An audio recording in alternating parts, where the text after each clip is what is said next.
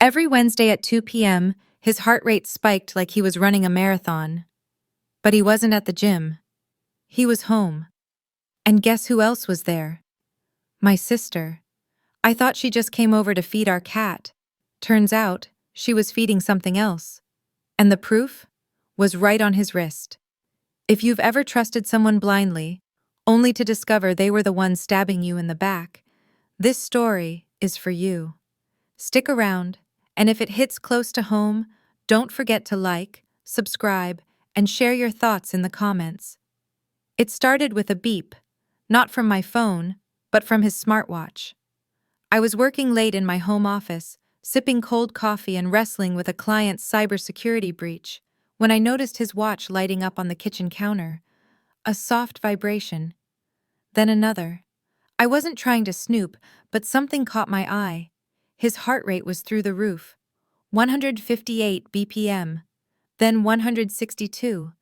I blinked. Was he working out? No, he was at home, supposedly watching a documentary about ancient Rome. I'd seen the Netflix notification earlier on the TV. I laughed it off at first. Maybe the doc was really exciting. But curiosity got the better of me, and I opened the health app synced to our family iCloud. Something we'd set up when he got the watch for Christmas. That was when I saw it. Every Wednesday, around 2 p.m., his heart rate spiked, consistently. Not just elevated. Spiked, like he was sprinting. But he wasn't going to the gym. He worked remotely on Wednesdays, from home, alone. Except he wasn't alone. That was also the exact time my sister Rachel would swing by to feed our cat. She lived just 10 minutes away, and ever since we rescued our grumpy Maine Coon Winston, she'd offered to help on days I was in meetings or out running errands. At first, it felt like a weird coincidence. But coincidences don't leave patterns like this. I scrolled through the logs. Week after week, every Wednesday, 2:07 p.m., 144 BPM, 2:13 p.m., 155 BPM, 2:29 p.m., 168 BPM. My stomach twisted. My mind started racing faster than his pulse. I stared at the screen, frozen. Then the most absurd thought crossed my mind. Maybe he's just watching adult content while Rachel's in the other room? But no, the timeline didn't make sense. The spikes were too long, too intense, too consistent. And the worst part? The day it all began, 12 months ago, was the day I got promoted and started working longer hours on Wednesdays. It hit me like a punch to the throat. He was cheating, but not just with anyone, with my sister. The smartwatch didn't lie. It recorded everything. His body betrayed him in ways he never expected. I sat there staring at the data, heart thudding in sync with the numbers on the screen, already knowing deep down that life as I knew it was over. But what he didn't know was that I had just opened the first chapter of a very different story. Mine. I didn't cry that night. I didn't scream. I just sat there, absolutely still, as if movement might cause everything to come crashing down faster than it already had. My husband, Matt, the man I had built a life with for nearly a decade, was in the other room, laughing, rewinding a scene from his documentary, probably still tasting the lunch I made him. And Rachel? She had just texted me that morning. Let me know if Winston ate enough. I refilled his water, with a heart emoji. The betrayal hit from both sides like a car crash with no brakes. Matt and I weren't perfect, but we were solid. We had survived long-distance job changes, fertility heartbreaks, family drama. We had routines, inside jokes, a shared Spotify playlist filled with memories. And Rachel. She was my best friend before she was my sister. Growing up, it was always the two of us against the world. She was the rebellious spark, I was the cautious planner. I helped her write college essays. She helped me sneak out to my first concert. I held her when her fiancé left her 3 weeks before their wedding. I defended her when Mom said she'd never settle down. I gave her keys to my home when she said she needed space. And she repaid that kindness by slipping into my husband's arms every Wednesday at 2 p.m. I started replaying moments that had felt meaningless before, but now screamed for attention. Like the time I walked in and they both jolted, claiming they were debating politics. Or that awkward silence when I joked, "I swear, you two act more married than we do." And neither of them laughed. Or when Rachel showed up at brunch in a new robe, one that looked suspiciously like the one I had misplaced 2 months earlier. I used to admire how well they got along. Now I realized I'd been watching them flirt, under my nose, in my kitchen, with my coffee mugs. The humiliation was a slow bleed, not one sharp stab, but 1,000 tiny cuts, each realization stripping away what I thought was real. I wanted to ask them why, but I already knew the answer wouldn't matter, because it wouldn't give me back the time. It wouldn't erase the birthdays we all celebrated together. It wouldn't undo the nights I confided in Rachel about Matt's coldness lately, not knowing she was the reason behind it. No, there would be no confrontation. Not yet. Because if there's one thing heartbreak teaches you, it's that pain sharpens strategy. And mine was just beginning. Looking back, the signs were all there. But love, real, stupid, blinding love, it makes you rewrite what's right in front of you. I remember one Wednesday afternoon, I had come home early from a client meeting. It was around 2:30 p.m. Rachel had just finished feeding Winston and was heading out. Her cheeks were flushed, her hair a mess. She said she tripped over the litter box and laughed it off. Matt? He was in the bedroom with the window open and the fan blasting. He claimed the heater was acting up again, but I remember thinking, it was almost too cold, too clean, too covered. Then there was the perfume, a subtle citrusy scent I didn't own. Not mine, not Matt's, the kind that clings to pillows and lingers on doorknobs. One day I asked him, "Did you change your cologne?" He said it was probably just air freshener. Cute. Then there was the laundry, Matt's towels in the hamper, slightly damp, every Wednesday afternoon. Even when he swore he hadn't showered, I used to rationalize all of it. I had to, because the alternative meant facing something unthinkable. Rachel had this habit of showing up without warning, just to say hi. I used to smile when she rang the doorbell and brought our favorite takeout. But lately, I'd noticed she always knew when I wasn't home. I used to think it was sisterly intuition. Turns out, she was checking my calendar. I'd find wine glasses in the sink, even though I hadn't had a drink in days. And once, just once, I saw a button on the stairs, a plain white shirt button. I picked it up, puzzled, then tossed it in the junk drawer. Now I wish I had kept it. The sickest part? Rachel started sending me self-care articles, stuff like How to Rekindle Intimacy in Marriage and Don't Ignore Emotional Distance. She pretended to be helping, coaching me through my own crumbling marriage while sleeping with the man causing it. The betrayal was happening in daylight, in my living room, in our bed. And I kept blaming myself. Maybe I was too busy with work. Maybe I wasn't affectionate enough. Maybe I was just being paranoid. But I wasn't. I was just being lied to by the two people who knew exactly how to make me doubt my own instincts. I couldn't sleep. Every time I closed my eyes, I saw Rachel's smirking face in my kitchen.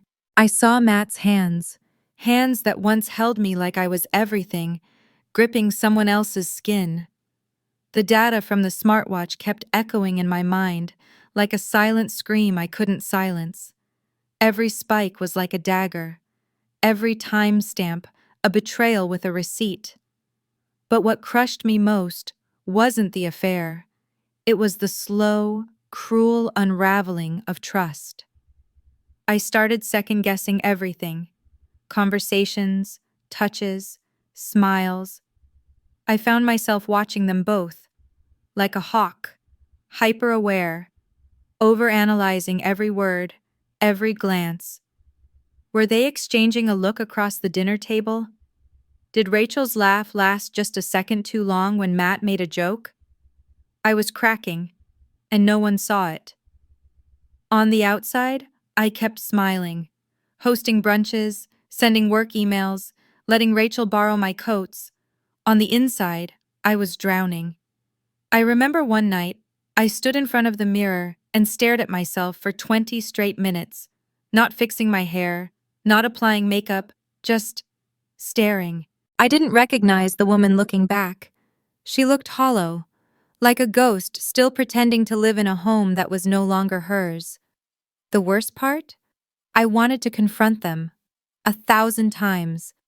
But every time I almost did, my throat tightened and my heart betrayed me. What if I was wrong? What if the smartwatch was just a coincidence? What if I destroyed my marriage and my relationship with my sister over a hunch? But deep down, I knew. I knew. And yet, the pain didn't push me to act. It paralyzed me. I started snapping at Matt over the smallest things, forgot to return Rachel's calls. I found myself crying in the shower, then acting like everything was fine by the time dinner rolled around. One afternoon, I caught myself holding a wine glass midair, just shaking. My hand trembled so badly I had to set it down. I wasn't sure if it was rage or heartbreak, or both. I had reached my breaking point. And then I made a choice. No more guessing.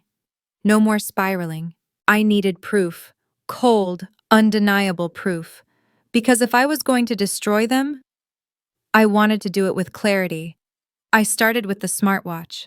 I synced it silently to my phone, something I had access to, thanks to a shared health dashboard we once set up together for accountability. It used to be for counting steps. Now it was counting sins.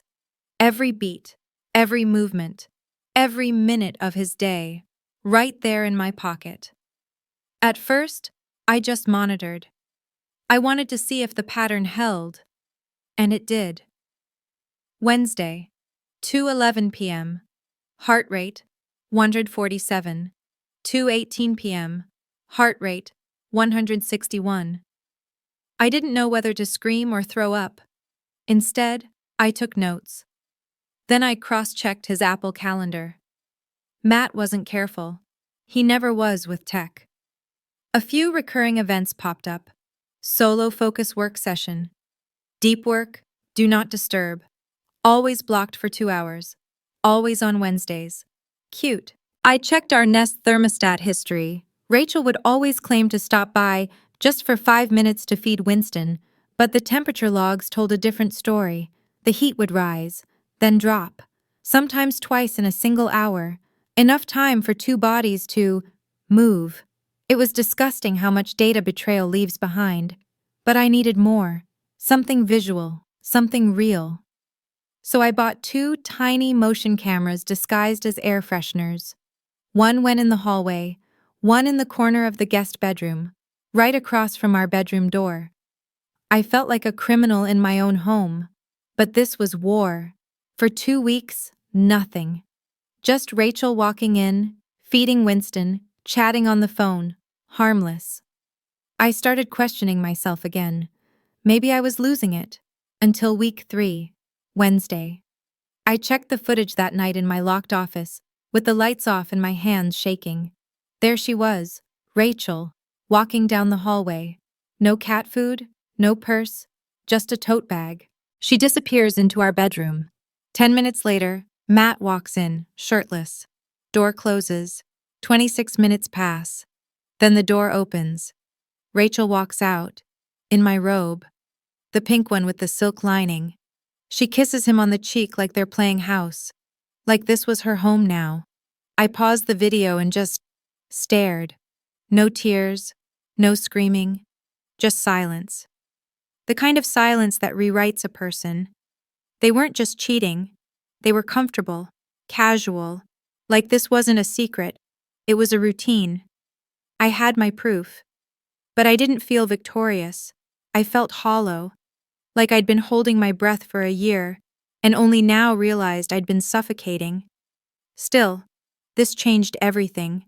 No more doubt, No more gaslighting myself. They thought I was clueless. But now, I had everything. Once I had the footage, everything began to click, like puzzle pieces snapping into place with a sound that made my stomach turn. But I wasn't done. Not yet. Because I needed to understand the full scale of their betrayal. So I went back, into the digital archives of our lives. Emails, shared cloud photos, location history. Matt and I had found my iPhone linked years ago, back when trust was easy. He never disabled it, probably forgot it even existed. Turns out, they didn't always meet here. There were parks, Airbnbs. One time, a wellness retreat I thought Rachel had gone to alone. Matt's phone had pinged near the same cabin 3 days in a row. The guest book in her Instagram post said, "Sometimes healing means being selfish." Yeah, selfish enough to sleep with your sister's husband. But the worst discovery wasn't physical, it was emotional. I stumbled onto a hidden photo album on Matt's iCloud. It was called W+R, just initials. Inside were 37 photos. Rachel, Matt, smiling, goofy, holding hands on a trail I had once hiked with him, sitting in our backyard hammock, a picture of them cooking, my apron on her body. One photo stopped me cold. It was a selfie. Rachel curled against his chest, the corner of our wedding photo blurred in the background. That wasn't an affair. That was a relationship. That was intimacy, comfort. That was love, stolen right out from under me. The kind of love that grows slowly, quietly, in shadows I didn't know existed. I took a deep breath, copied everything to a secure drive, and stared at the folder on my desktop. I renamed it simply Truth. And that's when the shift happened. The grief turned to fire. The fire turned to strategy. Because now I had every tool I needed, not just to confront them, but to expose them, publicly, sharply, with precision. You see, some people would scream, some would throw punches, break dishes, call families, but not me. I was going to make both of them remember the moment they realized I knew, and that I planned to do something with it. If you've ever had your gut scream, "Something's wrong," while everyone told you you're paranoid, trust it. And if you've been betrayed like this, don't just survive, take your power back. They had no idea what was coming, because the next time we'd all be in the same room, I wouldn't be the clueless wife anymore. I'd be the one holding the detonator. I didn't scream, I didn't cry, I didn't throw their things out into the street or light them on fire like some dramatic movie wife. No, I got quiet and calculated. Because once you know the truth, really know, you don't need noise, you just need a plan. The hardest part? Pretending. Pretending that I was still clueless, still grateful, still the sister who loaned Rachel her favorite earrings, still the wife who massaged Matt's shoulders after his long work days. So I started small. I smiled wider. I cooked more dinners. I asked Rachel to stop by even more often. I told Matt I was so happy he was prioritizing deep work time on Wednesdays. And they believed it. They believed all of it. Because they thought I was too soft to notice, too naive to suspect, too blind to see. Meanwhile, I was building. I gathered every file, photos, videos, GPS data, calendar logs, text messages I airdropped from Matt's iPad while he showered. I created timelines, diagrams, patterns. I even created a fake email account and sent screenshots to myself like a journalist collecting tips. I wanted everything in one folder, clean, time-stamped, undeniable. Next came the stage. Thanksgiving was coming. A perfect occasion. Family, food, togetherness, the illusion of love. I offered to host this year, said I wanted to make it special. Matt and Rachel were thrilled. Of course they were. I sent out invites, set the table, bought candles, and while everyone thought I was obsessing over turkey seasoning, I was obsessing over timing. I rehearsed my speech in the mirror, wrote a fake slideshow for family memories, 10 years of laughter. I even threw in baby photos, awkward teenage shots, and old vacation reels. I needed to lull them into comfort, into trust.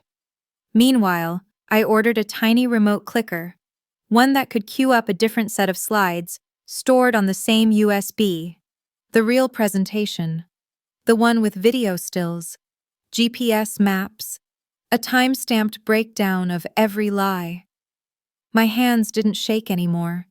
My tears had dried. I wasn't reacting. I was designing. By the time the day arrived, I was ice calm. Matt kissed me on the cheek when he walked in. Rachel brought wine and hugged me like a sister who cared. I smiled, told her I loved the dress. It was mine, by the way. Everyone gathered around the table.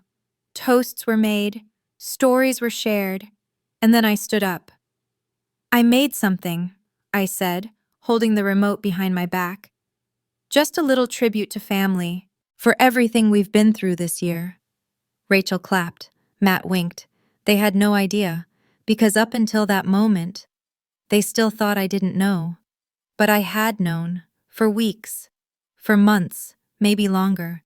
And now they were about to see exactly what happens. When the woman you betray is smarter than you think, and patient enough to let you walk right into your own collapse. The lights dimmed just enough to cast a soft glow across everyone's faces. Turkey half-eaten, wine glasses clinked, laughter still echoing. And then I pressed the clicker. The first few slides were harmless. A baby photo of Matt in a bathtub, Rachel in braces, holding a flute, me in a Halloween costume from the 90s. Everyone smiled. Matt leaned back in his chair, smug. Rachel sipped wine, lips red. And then, the screen changed. Slide 4. A still frame from our hallway camera. Rachel, walking out of our bedroom, in a robe. Not hers, not even mine. His. The silence was instant. Chairs shifted. A fork clinked against porcelain.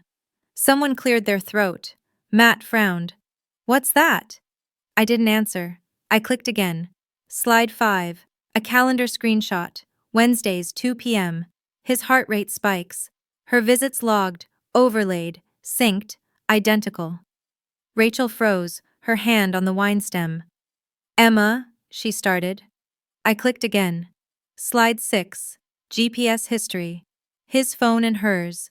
At the same Airbnb. Same weekend. Same hours. Their initials signed in a guest book. A heart drawn beside it.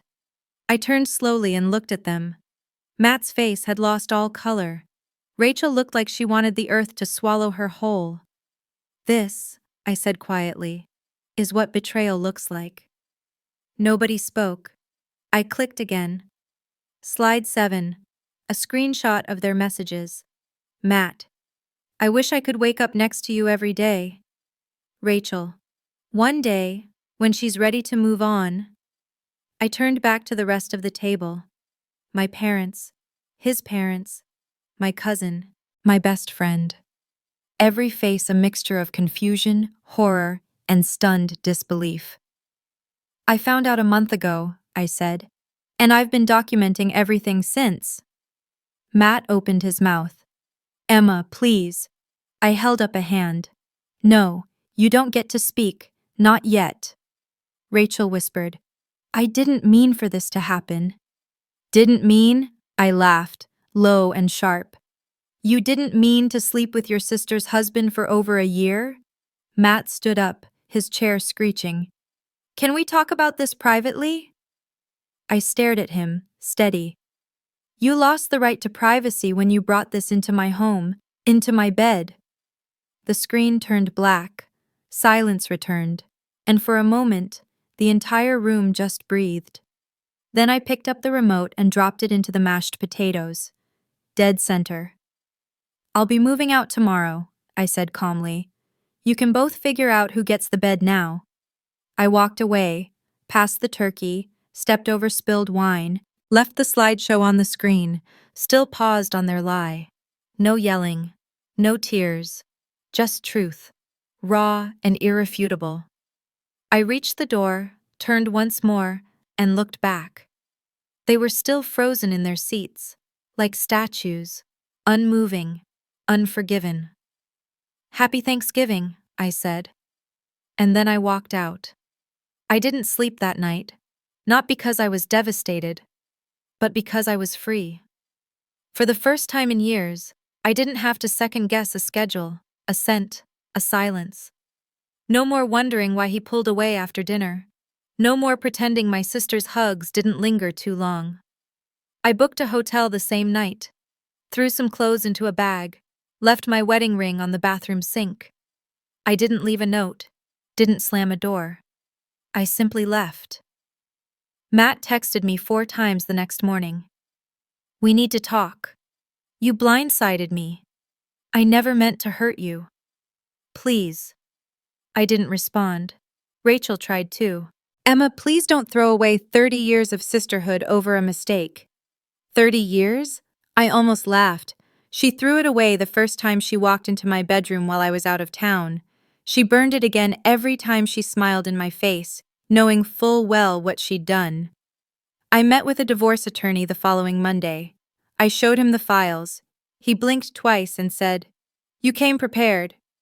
I nodded. Of course I did. The house went on the market 2 weeks later. I made sure it was listed in my name only. "Thank you, prenuptial agreement." I kept the cat. They didn't even ask about her. And for a while, I just existed. Walks in the park, new sheets, no more Wednesdays. But one morning, as I sat by the window with my coffee, something pulled at me. A question I couldn't shake. How many other women out there are sleeping beside liars, blaming themselves for the chill in the room?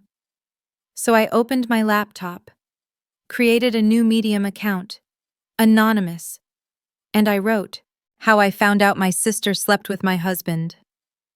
I didn't dramatize, didn't beg for pity. I just told the truth. I talked about the smartwatch, the calendar, the robe, the mashed potatoes. I wrote like the woman I had become, clear, sharp, unafraid. By the next morning, the post had 12,000 views. By the end of the week, 3 million. The comments rolled in. "You just described my marriage, word for word. Thank you for giving me the courage to leave. You're not just strong, you're brilliant." I cried reading some of them. Not because I was still broken, but because I wasn't. I had become something new, not hardened, not bitter, just undeniably awake. Matt eventually went silent. Rachel blocked me on everything. I heard rumors she moved to Oregon. I didn't care, because the best revenge was never the slideshow. It was the quiet after. The way my heart stopped flinching when the door opened. The way I smiled without effort. The way I no longer waited for the floor to fall beneath me. My therapist once asked me what closure looked like.